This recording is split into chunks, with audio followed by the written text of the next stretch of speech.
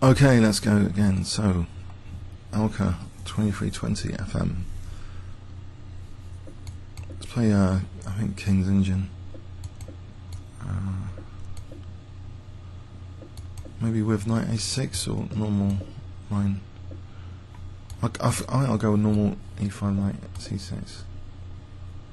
Well, the knight a6 is becoming really popular, especially because of this.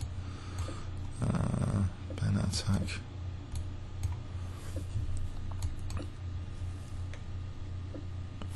Right. It is problematic. Okay. One can only think of Anand against Nakamura, where Nakamura managed to get a win somehow. No, it was a good game. It was a good game. He was getting stuffed on the queen side. What about rook f6 to g6? b6 here, trying to lock things up. That deprives the b5. I'm not sure this b5 was right just there. If I can get a lock in. Now rook f6. Knight e5 takes d6. This guy's loose. Hang on, let's protect this guy for queen d5s. So rook f6, rook g6. Why did I do that? The bishop belongs here. Oh, cool. I've just protected the rook, and the bishop actually belongs there. Just to bear that in mind, that the bishop might have to return here. I was a bit worried about d6 and queen d5, I guess. But okay, let's go with this. The bishop should be on c8 here for h5 and g4, but if he's going to move his queen away from the battery on this g4 to stop g4, then that's balancing out there. He might be irritated, he hasn't got a queenside break that easy here. Now knight e5, there's always bishop e5 here, and I'll unblock the bishop. So h5, g4, very crude stuff.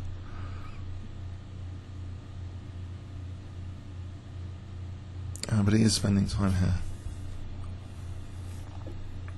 Yeah, what's that? Oh, I see. I've got 1, 2, 3 on it anyway. And he's protecting on here, this third row. Okay, and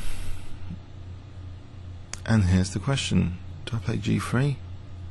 I could do, because then bishop c8 might threaten committing. He's got bishop f1. I move this knight somewhere. Okay. There.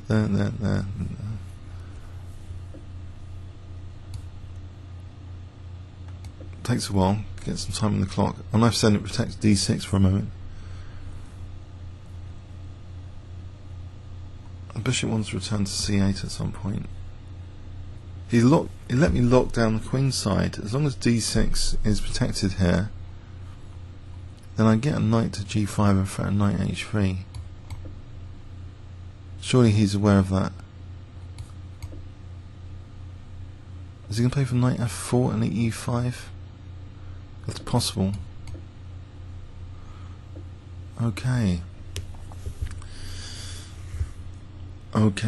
So bishop c8. The bishop can return here, or does the knight b6? There's knight b6. I'll exchange that with rook c5. If he takes, don't know. Try and double rooks over here. There's bishop f8, bishop e7. Queen d7, knight f6, then the other one can come. Mind you, there's knight e5 there. I'm a bit stuck. Queen d7 might threaten knight h3 and queen h3 at some point. I'm taking here. I think threatening, allowing knight b6, ab, knight takes, pawn takes, g2. It's not helping matters. Okay, so bishop f6. No, that loses d6. I can't do anything. Whoops. Uh-oh. And about a5, tactical.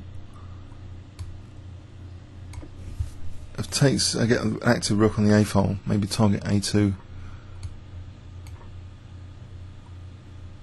Get this pressure off d6 for a moment. I can play b5 as well here. Playing with fire.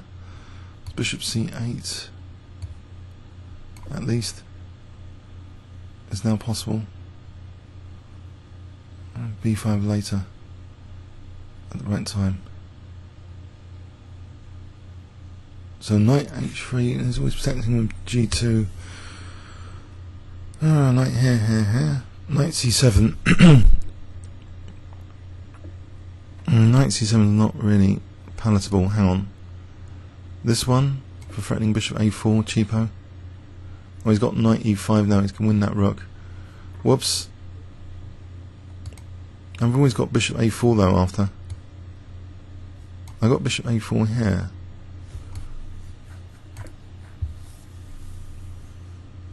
Uh, 2 minutes 27. Okay. What about he takes my rook. Then what? Take on d6. Maybe I can take on e4 later, or f3 or h3. No, it's all pretty secure over here. What about just b5 to just connect the rooks, get this guy over there? If I can get this guy involved in the kingside attack with b5, it might be interesting. I lose the b5 pawn as well. Let's say knight takes b5, gives me a bit of time. What? No, I didn't expect that one. Is he getting loads and loads of pieces for the queen?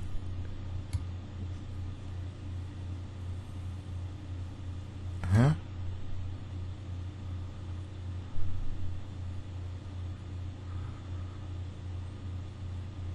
I don't know if that's already the wrong choice. There's no rook c7, there's bishop b5, that could be a right pain.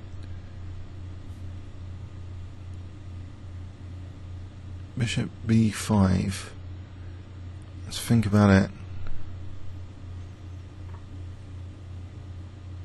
As rook takes d6 here. As bishop b. There is no bishop b5. I'm hitting the rook.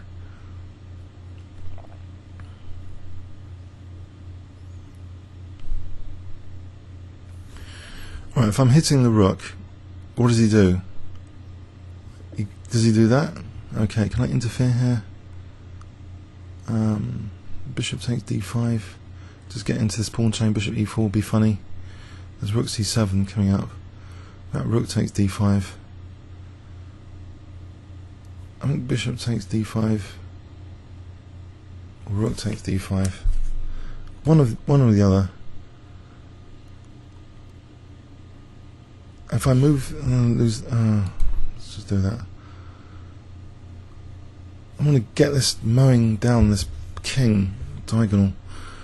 Or rook d1. Rook d1. Okay. No queen c7 I can take. I mean rook c7 I can take. Pin there is useful for knight f3 maybe.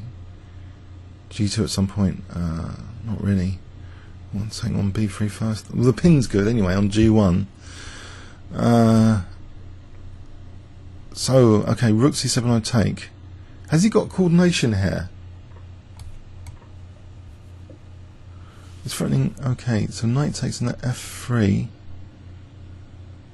What else is there? Knight takes g2. I can't win material or anything there. I can threaten mate with the queen, so I think I'll do that.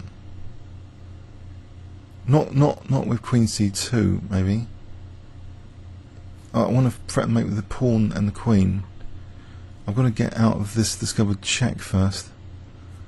So maybe bishop f6 first.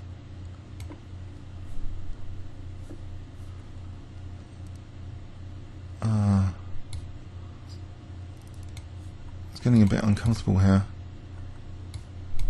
If I get queen d2 and it's dangerous, offer him material for queen d2.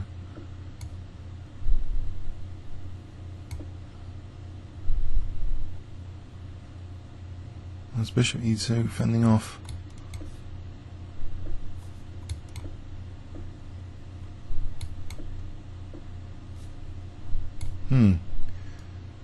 It's going for it. Crawl back to h2. Now he can take this perpetual, can he?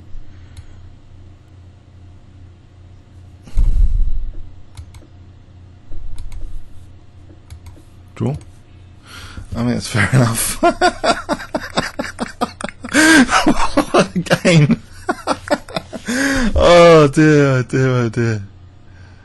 Actually, if I play here, I think maybe rook takes, and then rook g2. He's got about 6 million pieces for the queen, so that's not good.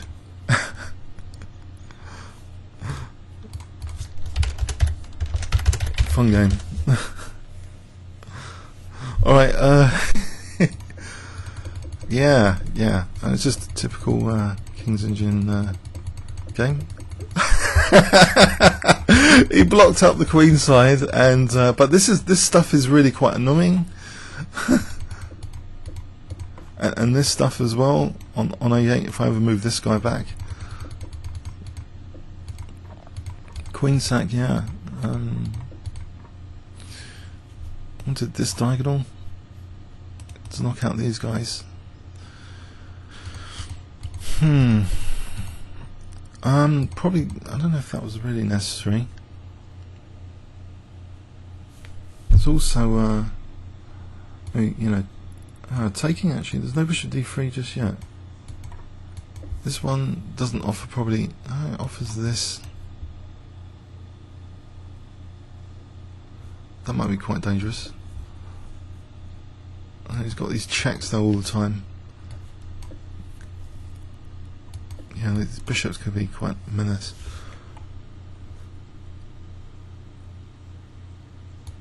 It reaches this critical point where no, I can't even do that.